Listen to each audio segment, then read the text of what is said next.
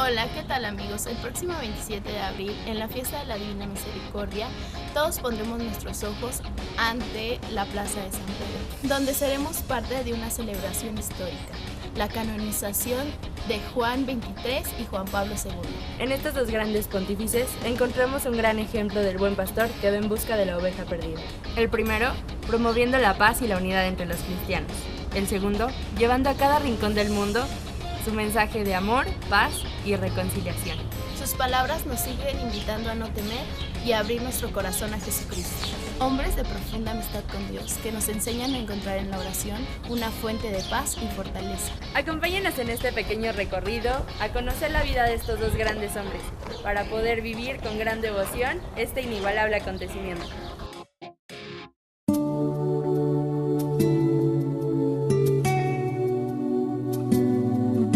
Karol Józef Wojtyła, mejor conocido como Juan Pablo II, nace en Polonia en 1920, hijo de Karol Wojtyła y Emilia Kaczorowska.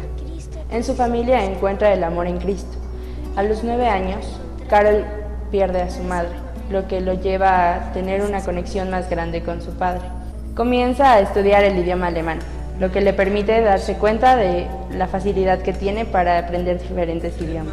A los 14 años de edad, descubre su amor por las letras y la actuación, por lo cual sus dos pasiones juveniles fueron la iglesia y el teatro. A los 18 años de edad, Karol ingresa a la universidad en el área de filosofía y letras. Un año después tiene que abandonarla por la invasión de Hitler a Polonia, por lo cual se tiene que ir a Alemania. Comienza a trabajar como obrero en una fábrica de químicos para evitar ser deportado. Tiempo después, sufre la pérdida de su padre en 1941. Ese mismo año ingresa al seminario de Cracovia, que funcionaba clandestinamente. Su vocación sacerdotal siempre fue coherente con su vida de joven cristiano. A los 21 años decide renunciar a todo y seguir a Jesús. 5 años más tarde se recibe como sacerdote. Terminada la guerra, Karol fue enviado a Roma a seguir sus estudios en el Angelicum, de donde se graduó y regresó a Polonia a dar cátedras de teología. En 1958 fue nombrado obispo auxiliar de Cracovia. Participó en el Concilio Vaticano II. A la muerte de Juan Pablo I, Karol es elegido pontífice el 16 de octubre de 1978, siendo el Papa número 254 y el primer Papa polaco. Duró 26 años como pontífice, siendo el tercero más largo de la historia en la religión católica. Lamentablemente falleció el 2 de abril del 2005 en Roma. Nosotros consideramos a Juan Pablo II el Papa mexicano. Nos visitó 5 veces. Su primer viaje fue en 1979. Su segundo viaje fue en 1990. El tercero fue en 1993. El cuarto viaje lo hizo en 1999.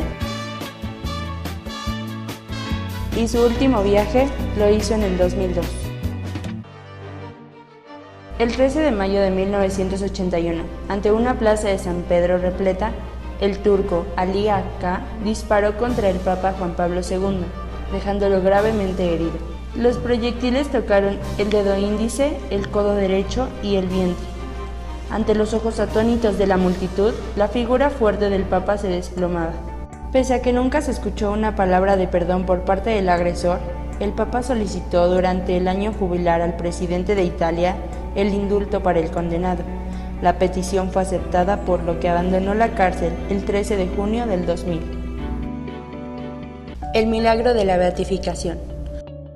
La curación inexplicable de la religiosa Mary Simon Peer, gracias a la intercesión del Papa Juan Pablo II, fue el milagro esperado para la beatificación del Papa Amado el 1 de mayo del 2001 en la Plaza de San Pedro, en Roma. El testimonio de la monja francesa es por demás fascinante, pues le habían diagnosticado los trastornos neurológicos propios de la enfermedad de Parkinson, que le afectaban toda la parte derecha del cuerpo, provocándole serias dificultades. Narra la religiosa que el 2 de junio de 2005 fue a hablar con su superiora para pedirle que le dispensara de toda actividad, ya que se encontraba agotada, pero esta le pidió que resistiera todavía un poco, hasta el regreso de Lourdes en agosto, y añadió: Juan Pablo II no ha dicho todavía la última palabra. Luego, la Madre Superiora le dio una pluma y le pidió que escribiera. Juan Pablo II. Como pudo, lo hizo, pero la caligrafía era ilegible. Tras la oración de la tarde pasó por su oficina para volver después a su habitación y sintió el deseo de tomar una vez más la pluma, como si alguien se lo sugiriera. Eran las 21:30 horas, entonces escribí Juan Pablo II, con una caligrafía claramente legible. Me desperté sorprendida de haber podido dormir. Me levanté de la cama. Mi cuerpo ya no estaba dolorido. Había desaparecido la rigidez e interiormente ya no era la misma. Luego sentí una llamada interior y un fuerte impulso a caminar para ir a rezar ante el Santísimo Sacramento. Al caminar, me di cuenta de que mi brazo izquierdo se balanceaba. Ya no estaba inmóvil a lo largo del cuerpo. Estaba curada. El milagro de la canonización. La historia del milagro que Dios obró en la costarricense Floribet Mora Díaz inició en abril del 2011, cuando esta mujer fue diagnosticada de un aneurisma cerebral grave, por lo que los médicos le pronosticaban solo un mes de vida. Para ella, era algo horrible ver sufrir a sus hijos, a su familia, porque creía que no los iba a volver a ver. Su parte humana tenía miedo a la muerte, porque fe en Dios siempre había tenido. Esa fe la llevó a aferrarse más a Juan Pablo II. Tú que estás tan cerca del Señor, dile que no me deje morir. Sus ruegos fueron escuchados la mañana del 2 de mayo del 2011, un día después de la beatificación de Juan Pablo II. Con mucho esfuerzo, Floribet había podido ver la ceremonia por televisión. El día siguiente fue el más maravilloso de mi vida, cuando escuché en mi cuarto esa voz que me decía: levántate, no tengas miedo. Ahí empezó su recuperación. Cuando el médico confirmó que estaba curada, Floribet decidió contar lo que había sucedido y escribió su testimonio en la página oficial de Karol Wojtyła en internet. Ahora Floribet comparte sus sentimientos sobre el 27 de abril, cuando todo el mundo católico la verá llevar hasta el altar las reliquias del Papa polaco durante la ceremonia de canonización en Roma. Es una bendición no solo para Costa Rica, sino para el mundo entero. Un llamado de atención del Señor que nos dice: véanme, yo estoy aquí. Cuando los médicos dijeron no, yo dije que sí. Pontificado en cifras. 26 años, 5 meses y 15 días duró el pontificado de Juan Pablo II. 1.247.613 kilómetros recorridos como sumo pontífice, 129 países visitados, 1.161 audiencias celebradas, 17.8 millones de personas participaron en sus audiencias, 20.000 discursos pronunciados, 1.338 personas fueron beatificadas, 482 personas fueron canonizadas, 100 documentos importantes fueron publicados, incluyendo 14 encíclicas y 45 cartas apostólicas. Juan Pablo II escribió 14 encíclicas. Angelo Josep, mejor conocido como Juan XXIII o el Papa Bueno, es considerado así por su bondad y gentileza. Nace el 25 de noviembre de 1881 en Soto il Monte, un pueblito al norte de Italia. Angelo provenía de una familia campesina, humilde y católica, con 3 hermanos, de los cuales él ocupaba el tercer lugar. En ese ambiente forjó su personalidad de bondad.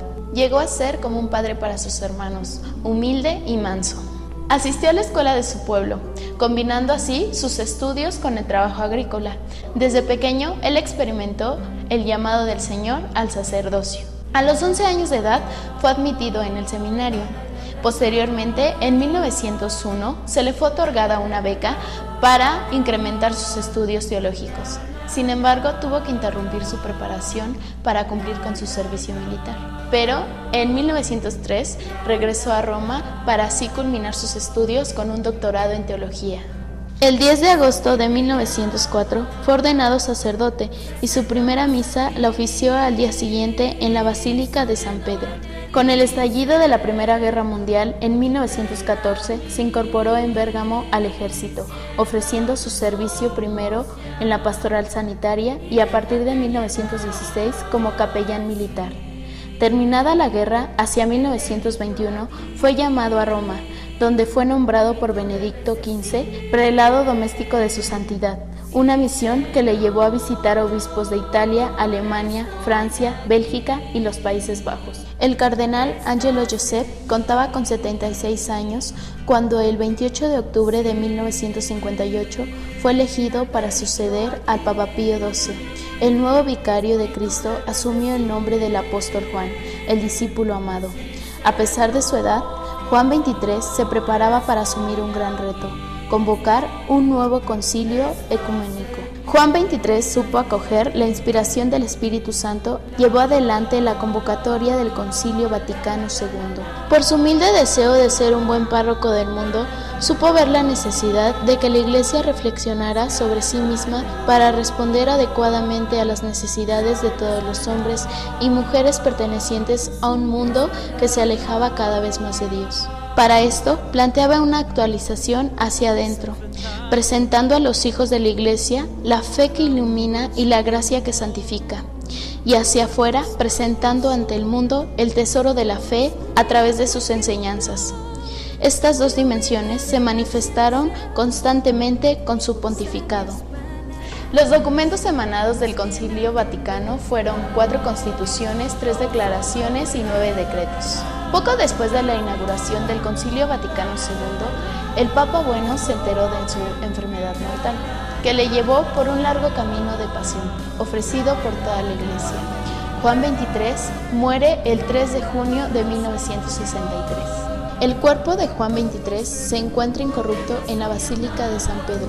Se sabe que se le realizó cierto tratamiento de embalsamiento para que soportara el velorio, y hay testimonios del médico científico que lo realizó.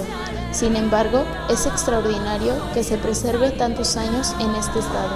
El milagro que obró Dios por intercesión de Juan XXIII tuvo que ver con la curación de una religiosa, Caterina Capitani, enferma de una dolencia estomacal incurable.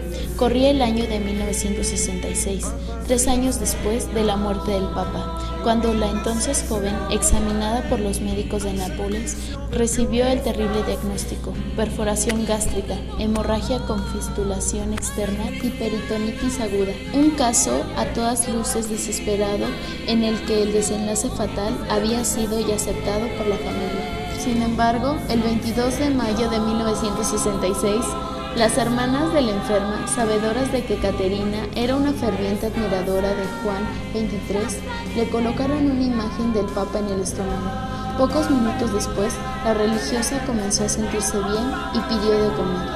Ocurrió el milagro. Después de aquella experiencia, Caterina Capitani relató haber visto a Juan XXIII sentado al pie de su cama de enfermo, diciéndole que su plegaria había sido escuchada. Días más tarde, una radiografía documentó la desaparición completa del mal que padecía Caterina Capitani. Una comisión de médicos calificó de inexplicable científicamente la curación de la religiosa. La causa de beatificación de Juan XXIII fue iniciada por su sucesor Pablo VI en 1965, al mismo tiempo que el Papa Pío XII. ¿Por qué será santo sin milagro? Se trata de una excepción que hizo el Papa Francisco, que está contemplada en la normativa y que ha tenido varios antecedentes.